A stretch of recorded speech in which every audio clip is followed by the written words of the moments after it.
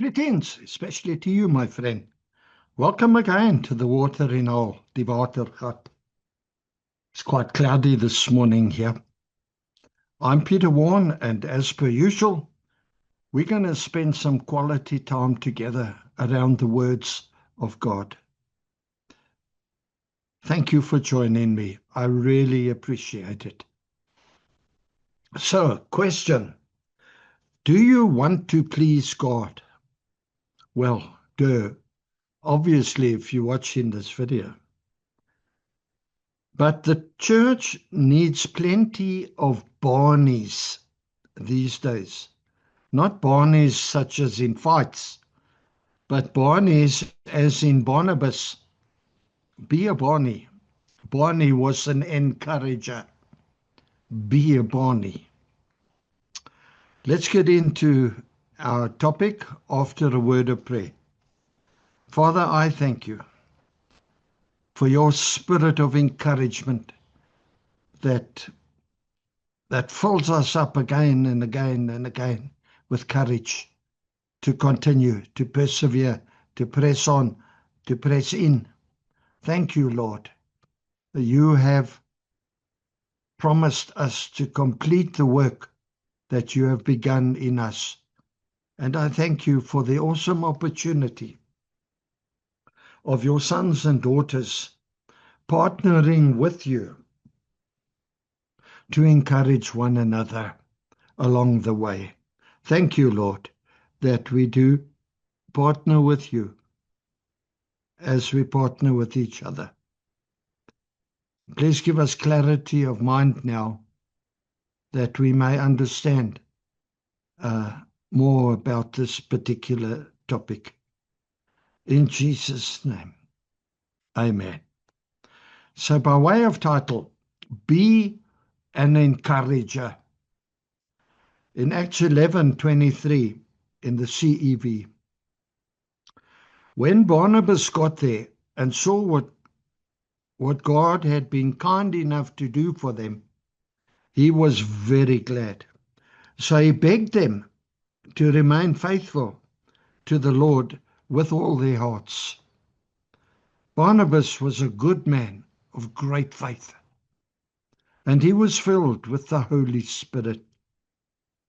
Many more people turned to the Lord. Thank you, Father. Please bless the reading of your word now, in Jesus' name. Everybody needs an encourager at some time or other. The value of encouragement lies in the fact that it mostly happens in private and not necessarily in public. People need encouragement when they feel most alone. 100 years ago, when I started preaching, I went to one of the elders at the time, and I was in a church where, there must have been, I don't know how many had been pastors of churches. People had been saved already 30 years. And I went to this man as a beginner and I said, please, where do I even begin to speak to these people?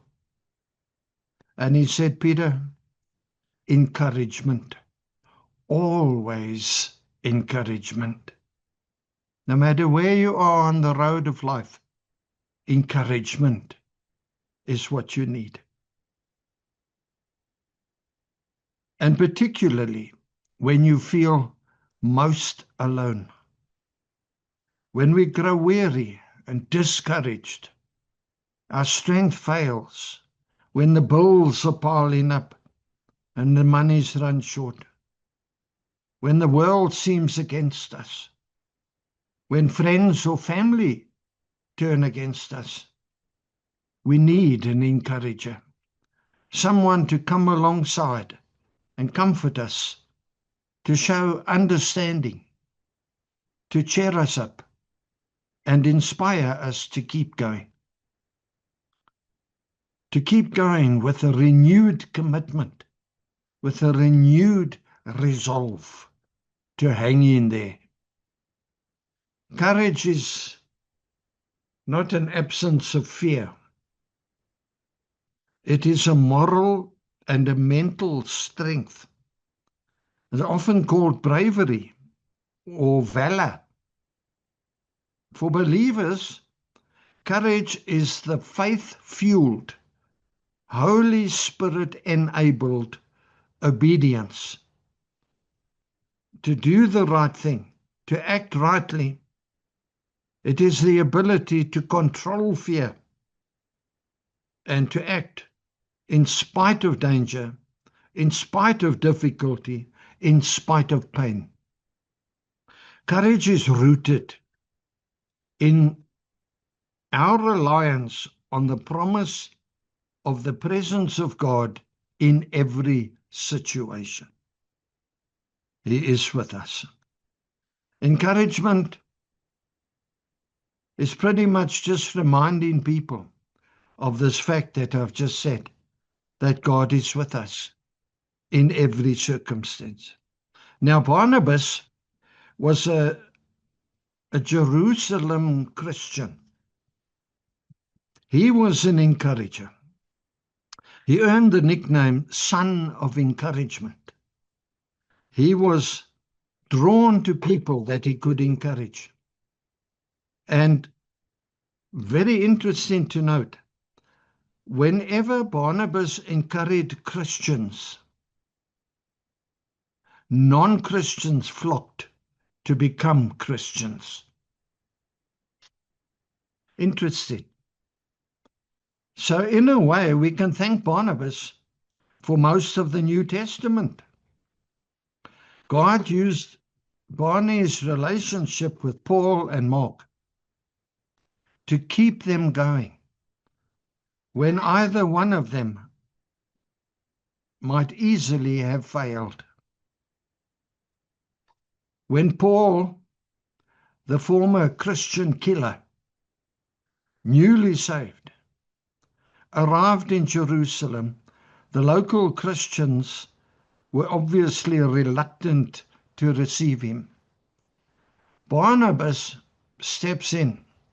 He risked his life to meet with Paul and then bring the two groups together. Now, what if Barnabas had not been there? It was Barnabas who encouraged Mark to accompany him and Paul to Antioch. And in that way, Barnabas actually doubled Paul's missionary efforts. Now, in Acts chapter 9 to 15, you can read the life story of Barnabas.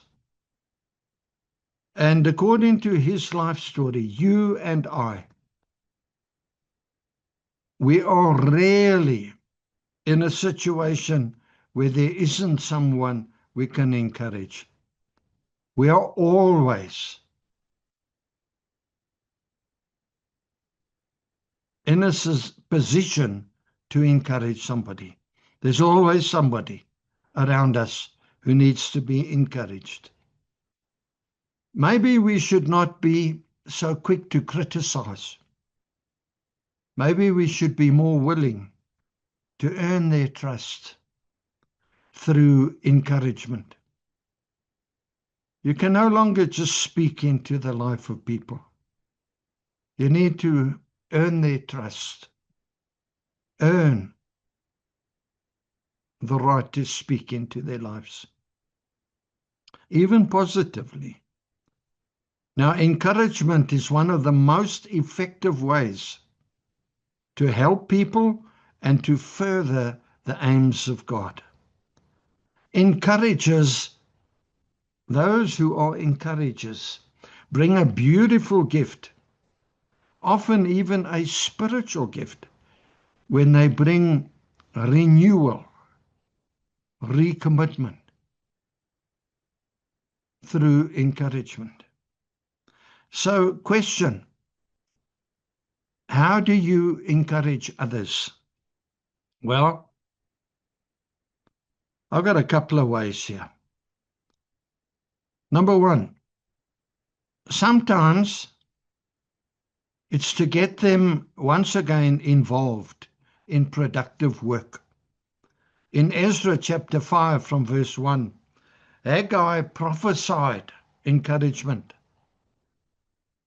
Zerubbabel laid hold of it and responded by beginning the rebuilding of the temple. Number 2, urge them to hold fast to the principles of their faith. We read in Acts 11:23 in the CEV that Barnabas begged them to remain faithful to the Lord with all their hearts. Not lukewarm, not backslidden. Number 3, remind them of God's faithfulness and His presence. Philippians 1 verse 6 in the CEV, God is the one who began this good work in you, and I am certain that He won't stop before it is complete on the day that Christ Jesus returns. The work He began in them, He will complete. He will see to it. Joshua 23:10 in the NET. One of you makes 1,000 run away. For the Lord your God fights for you, as He promised you He would. Number 4, show your trust in them. Put your trust in them. In Philemon 1 at verse 11, Paul, in the CEV, Paul is writing to Philemon, the owner of the slave Onesimus, who had run away and stolen money. But while he was away in prison, he met Paul and got saved. So now Paul writes to Philemon and he says about Onesimus, before this, he was useless to you, but now he is useful both to you and to me. And to me. Paul had put his trust in Onesimus. Number 5, get them to review God's past blessings. Psalm 23:6 in the CEV. Surely, absolutely, goodness and mercy shall follow me all the days of my life, and I shall dwell in the house of the Lord forever. Remind them, get them to look back over their shoulder and see where goodness and mercy has been there for them. You can't see it looking in front of you because they follow you, says the word. You've got to walk forward in faith and trust. But when you look over your shoulder, He has not brought them this far just to leave them now. How many times do we find ourselves in a place where we need to remember that promise? Number 6, sometimes just a smile and a quiet listen is enough. We men often want to be Mr. Fix-It and just give solutions. But that's not always it. Sometimes we just need people to unpack, unload. Job 29:24 in the CEV. And the smile on my face renewed everyone's hopes. What a picture. Remind them that God comforts those who suffer and who are discouraged and who are bent low. Encourage them to draw nearer to God and not move away from him, because that's our tendency. 2 Corinthians 1 verse 5 in the CEV. We share in the terrible sufferings of Christ, but also in the wonderful comfort he gives. I'll close with this. Do you want to please God? Well, be a Bonnie. Don't get into a Bonnie. Be a Barnabas. The church needs plenty of Barnabas encouragers these days. Be like Bonnie.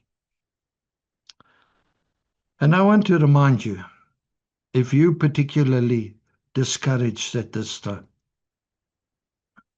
watch this video again. You are not designed to be defeated and discouraged. No. You are designed to rise above your circumstances, every circumstance, because God is with you, fighting for you. Let's just pray. Father, I thank you that your word is encouraging. I thank you that just the smile on your face gives us fresh hope. I bring before you those who are particularly in need of encouragement at this time. Holy Spirit, would you please touch them now? Would you please rest upon them? Would you please give them the grace that they need to keep on keeping on? Would you revive their drooping spirit? Would you lead them past the still waters, that they may be refreshed? Would you make them to lie down in pastures green? Feed them, Lord, let them feed. Tell them what they need to know at this time. Show them what they need to see. And I thank you, Father, even in my own life, how many times a word of encouragement has restored my hopes. I bless you, Father, in Jesus' name. Amen and amen. That's the lot and all I got. I don't want to spend a lot of time on this, but if you don't know Jesus as your Savior, you're on your own, my pal. Go and make an appointment to see a pastor and take all your questions. But do not delay. Tomorrow is promised to no one. You've heard this message. Do you need courage back in? You'll find it in Christ. All right. Well, that's it. That's the lot and all I got. With love from me to you. Thank you for spending this golden time with me. If you benefited, pass this message on. There are many who need encouragement. If you want to put a like or a message on the YouTube, you'll even find details there if you want to sow into this ministry. That will help. Airtime is expensive, and the word needs to get out there. So, until we meet again at the watering hole, sun trying to fight its way through. Be richly blessed. May Almighty God richly bless you and your family. In Jesus' name. Love you, my friend, with the love of the Lord. Amen.